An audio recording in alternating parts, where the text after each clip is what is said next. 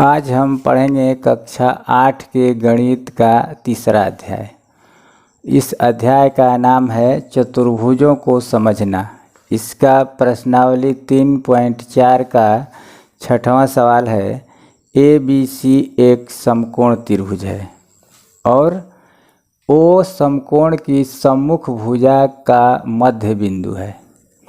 बताइए कैसे O बिंदु A, B तथा C से समान दूरी पर स्थित है। इसके बाद यहाँ क्वेश्चन में दिया है बिंदुओं से चिन्हित अतिरिक्त भुजाएं आपकी सहायता के लिए खींची गई है। बिंदु से जो यह खींचा गया है आकृति त्रिभुज के अलावा यानी चतुर्भुज बनाया गया है, तो यह सहायता के लिए बनाने में सहायता हो इसलिए खींचा गया है। तो सवाल कर रहा है कि ABC एक समकोण त्रिभुज है। ABC एक समकोण त्रिभुज है और कह रहा है कि और O समकोण की सम्मुख भुजा का मध्य बिंदु है। O बिंदु जो है यह समकोण के सम्मुख भुजा का मध्य बिंदु है। इसका सम्मुख भुजा हुआ AC और इसका मध्य बिंदु है O। सवाल कर रहा है तो बताइए कैसे O बिंदु A, B तथा C से समान दूरी पर स्थित है। तो बताना है कि बिंदु O से A, B और C ये तीनों समान दूरी पर स्थित है। मतलब यहाँ से यहाँ, यहाँ से यहाँ और यहाँ से यहाँ की दूरी समान है, यानी OA बराबर OB बराबर OC।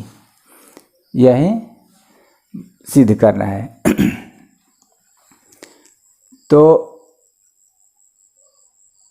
यहाँ पर दिया है बिंदुओं से चिन्हित अतिरिक्त भुजाएं आपकी सहायता के लिए खींची गई है। यह बिंदु से जो आकृति खींची गई है यानी चतुर्भुज बनाया गया है, वह बनाने में सहायता के लिए खींचा गया है। तो इस तरह से यह आकृति एक समांतर चतुर्भुज हो जाता है और आयत भी इसको कहेंगे। तो यहाँ पर हम लिखेंगे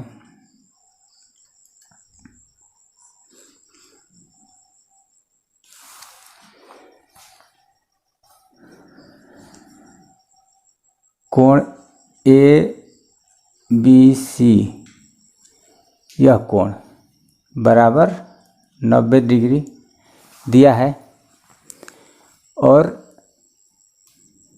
इसका कोण B का सम्मुख भुजा AC है और इसका मध्य बिंदु O है, इसमें दिया गया है। यानी AO और OC बराबर है।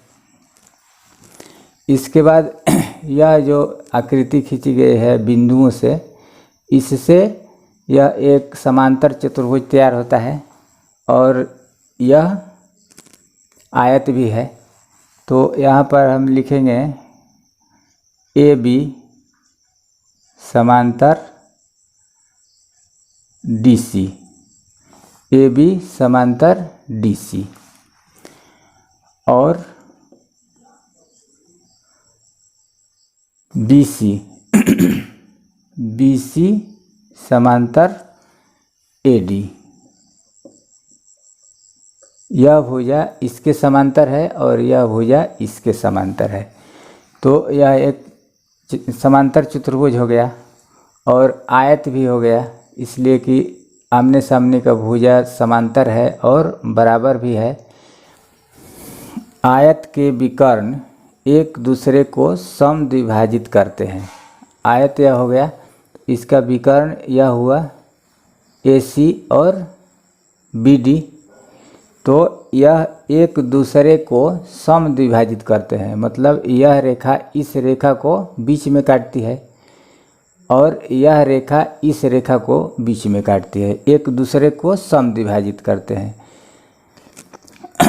और बराबर लंबाई के होते हैं। बराबर लंबाई का मतलब कि AC बराबर BD।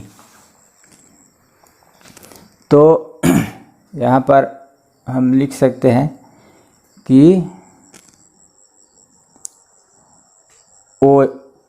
ए ओ बराबर ओ सी और ओ बी बराबर ओ डी। यह रेखा इस रेखा के बराबर है और यह रेखा इस रेखा के बराबर है और आपस में यह रेखा इस रेखा के बराबर है, तो सभी रेखाएं बराबर होंगी। यह इसके बराबर, यह इसके बराबर, यह मैंने चारों बराबर है। तो यहाँ पर और हटा देंगे और यहाँ भी बराबर कर देंगे, मतलब ए ओ बराबर ओ सी बराबर ओ बी बराबर ओ डी, सब ये चारों भुजाएं बराबर हैं। इस तरह सिद्ध हुआ कि ओ बिंदु यानी यह बिंदु ए बी तथा